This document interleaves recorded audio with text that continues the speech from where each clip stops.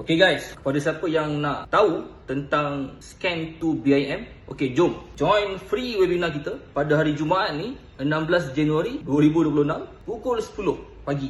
Saya nak share apakah itu Scan to BIM. Sebab saya pasti ramai antara anda yang dengar term Scan to BIM ni, tapi anda tak nampak apa sebenarnya fungsi Scan to BIM ni. Apa matlamat dia, apa kelebihan dia buat Scan to BIM ni, macam mana dia punya workflow dia. Sambil join tu santai-santai, saya sambil boleh makan, breakfast, meeting apa, contoh kan. Saya sambil buat kerja, boleh join. So kita buat around 1 ke 2 jam. Kita share tentang Scan to BIM, macam mana data scan tu. You scan bangunan, macam mana data tu you masuk dalam software, contoh Revit ke apa ke, Civil 3D ke apa, and then you boleh buat detailing untuk bangunan atau infra tu. Alright, so let's go. Klik link di bawah.